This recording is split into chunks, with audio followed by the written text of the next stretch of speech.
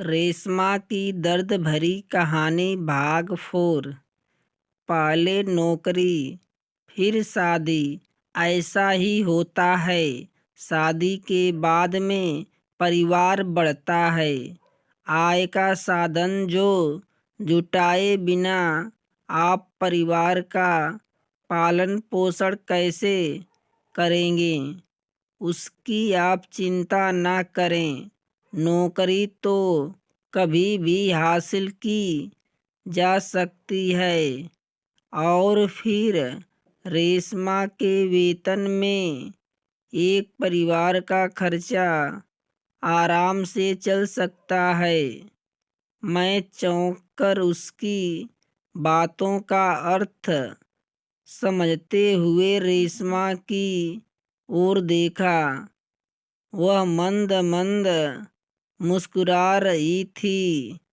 मैं चलाती हूँ दीदी, आप इसे पूरी तरह बात कर लीजिए और यदि आपको उचित लगे तो मुझे बता दीजिए। मैं रेशमा को जाते हुए देखती रही।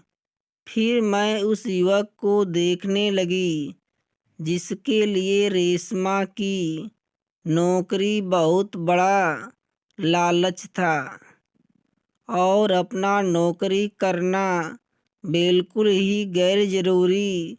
मैंने कहा, इसका मतलब आप नौकरी ना करने पत्नी की नौकरी से ही संतुष्ट हैं, उसी के वेतन पर जीना चाहते हैं। पत्नी की देखभाल करना, उसे समाज में स्थान दिलाना और संतान का सुख देना भी तो पति का फर्ज है। मैं यह फर्ज पूरी तरह निभाऊंगा। यह भी तो एक तरह की नौकरी है। बहुत बड़ी बेवाकी से अपनी बात करता जा रहा था। खूबसूरत चेहरे के बीच एक बेशर्म इंसान मैंने पहली बार देखा। अकेले औरत को सहारा देना क्या कम है? अकेली औरत को पुरुष का सहारा चाहिए, एक सुरक्षा कवच चाहिए और वही मैं रेशमा को दूंगा। बदले में वह मेरा पालन पोषण करेगी। उसने निर्लजता की सारी सीमाएं पार कर दी थी। तो आप एक तरह का सौदा करना चाहते हैं। जीवन का दूसरा नाम सौदा ही तो है। लेना देना ही तो जिंदगी है जिसमें आगे वह कुछ कहता मेरे सब्र का बांध टूट चुका था। मैंने उससे कहा, माफ़ कीजिएगा, मेरा ही दोस्त है जो आपको पत्र लिख बैठी। आप यहाँ से जा सकते हैं। मेरा सुझाव आपको पसंद नहीं आया तो कोई बात नहीं, पर फिर भी आप मेरी बातों पर गौर कर लीजिए। और हाँ, दहेज में मेरी कोई मांग नहीं है। ऐसा कहकर वह बेशर्मी से मुस्कुराया। उसको मुस्कुराता हुआ देखकर मेरे तन बदन में आग लग गई। जी, मैं तो आया कि अभी इसको 2 थप्पड़ लगाकर चला करूं, परंतु कैंटीन में तमाशा न हो जाए, यह सोचकर मैंने बर्दाश्त करती रही। मेरी ओर से बात बनती हुई ना देखकर वह वहाँ से चल दिया। मुझसे बात करके वह इतना तो समझ गया था कि अब रेशमा से बात नहीं हो पाएगी, क्योंकि उससे मिलने से पहले उसे मुझे राजी करना होगा। वह वहाँ से चला गया तो, परंतु जाते जाते मेरे मन में एक प्रश्न छोड़ गया। क्या ऐसे भी नकारा लोग होते हैं जो घर बैठकर पत्नी की कमाई पर जीवन यापन करना चाहते हैं? यह बात बिल्कुल सच है कि किसी भी महिला के लिए शादी तोड़ना, तलाक लेना बहुत बड़ी पीड़ादायी फैसला होता है। भले ही गलती किसी की भी हो, लेकिन सजा दोनों को मिलती है। रेशमा के मन में एक समय अंतर्द्वंद्वता चलता रहा था। वह समझ नहीं पा रही थी कि उसने तलाक लेकर सही किया अथवा नहीं। पति मानसिक रूप से बीमार थे तो इसमें उसका कोई दोष नहीं था। सारा दोष उसके सास ससुर का था, जिन्होंने यह बात छुपाकर अपने बेटे की शादी उसके साथ कर दी थी। वह तो निभा ही रही थी, परंतु हद तो तब हो गया जब ससुर ने बेटे के पागलपन का नाजायज फायदा उठाना चाहा।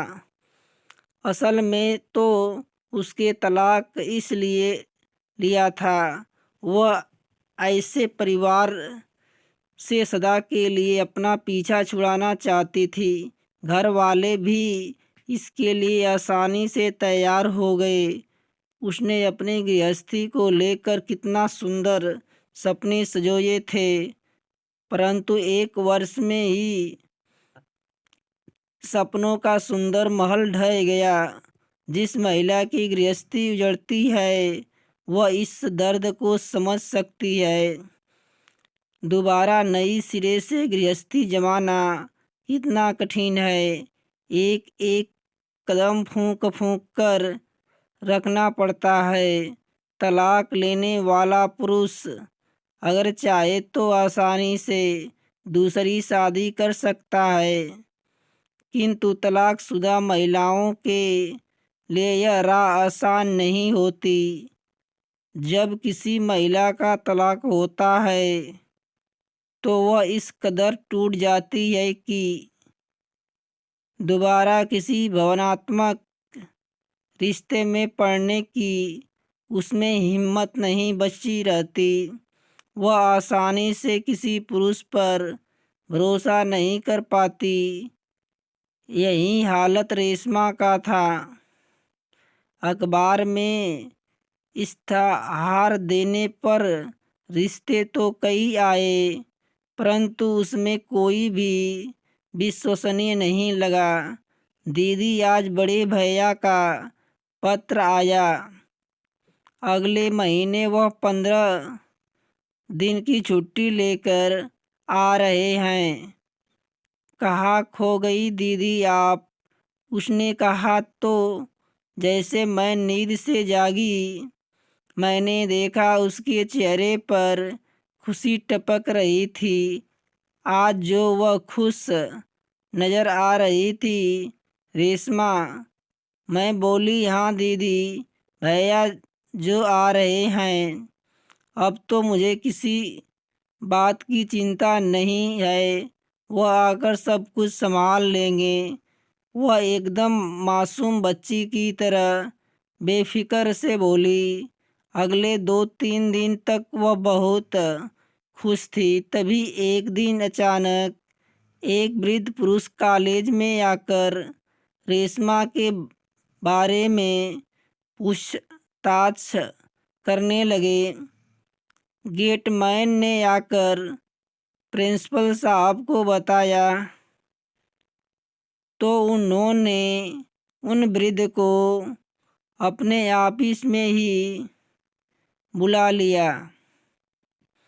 प्रिंसिपल साहब की यह आदत बहुत अच्छी थी कि जब भी कोई बाहर का व्यक्ति स्टाफ के किसी कर्मचारी या शिक्षक से मिलने के लिए आता था तो वह उसे ऑफिस में ही बैठा लेते थे।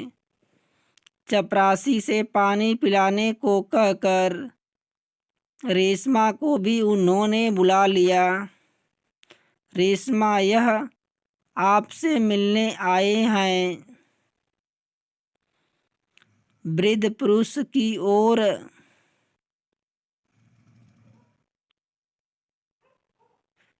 इशारा करते हुए प्रिंसिपल साहब ने कहा, क्षमा कीजिए, मैंने आपको पहचाना नहीं। रेशमा बोली। दोनों ही एक दूसरे से बिल्कुल अपरिचित थे। यह उनके हाव भाव से स्पष्ट हो रहा था। जानोगी कैसे? हम आपसे पहली बार ही मिल रही हैं। मैं Mayank Singh, retire bank cashier हूँ। वह बोले, श्रीमान जी, आप रेशमा से किस संबंध में मिलना चाहते हैं? कृपया बताने का कष्ट करें। प्रिंसिपल साहब बीच में ही दोनों की बातचीत को रोकते हुए बोले। प्रिंसिपल साहब को रेशमा के तलाक के बारे में पता था, इसलिए उन्हें लगा कि ससुराल पक्ष से कोई मिलने के लिए आया है। कुछ देर बाद रेशमा को परखने की दृष्टि से देखते हुए वृद्ध ने कहा, दरअसल मैं अपने दामाद को लेकर बहुत परेशान हूँ। मेरी बेटी की शादी को 4 साल हुए हैं। बेटी और दामाद दोनों ही बहुत खुश थे। दोनों का एक बेटा भी है। अचानक ही पिछले 2 महीने से दामाद के व्यवहार में बहुत परिवर्तन दिखाई देने लगा। वह मेरी बेटी के प्रति अनमना सा रहने लगा। बेटी ने इसका कारण पूछा। दोनों के बीच कुछ नोक झोंक भी हुए। इसके बाद वह बेटी को मेरे पास छोड़ गया। बाद में बेटी ने बताया कि उसके वॉलेट से रेशमा का नाम की किसी लड़की का फोटो था। बहुत पूछने पर उसने पूरी बात बताई कि उसने रेशमा को ऑफिस में एक मीटिंग में देखा था, तभी से वह उसको चाहने लगा। उसकी यह चाहत एक तरफा थी। अब वह रेशमा को पाने के लिए परेशान है। पूरी बात सुनकर रेशमा एकदम से चौंक गई। अब उसकी समझ में आया कि वह पत्र डालने वाला अनजान व्यक्ति यह था। पहले तो उसे कुछ समझ नहीं आया कि वह क्या करे। कुछ देर की चुप्पी के बाद वह बोली, इस विषय में आपकी मैं क्या मदद कर सकती हूँ? मुझे उसने पत्र डाला था, परंतु ने उसका कोई जवाब नहीं दिया। मैं स्वयं उससे छुटकारा पाना चाहती थी। आप निश्चित रहें, मैं आपके दामाद और बेटी के बीच में कभी नहीं आऊँगी। रेशमा, तुमसे मिलकर और बात करके मुझे बहुत राहत महसूस हो रही है। मुझे उम्मीद है कि तुम मेरी मदद अवश्य करोगी। तुम मेरी बेटी की तरह हो। मैं चाहता हूँ कि तुम अपना ट्रांसफ़र यहाँ से किसी दूसरे शहर में करा लो। तुम यहाँ से नहीं रहोगी तो शायद वह तुम्हें भूल जाएगा। बस यही एक उपाय है। आशा भरी नज़रों से देखते हुए वृद्ध बोले। दोस्तों, कहानी का शेष भाग 5 में। यदि कहानी अच्छी लगे तो लाइक, शेयर, सब्सक्राइब अवश्य करना।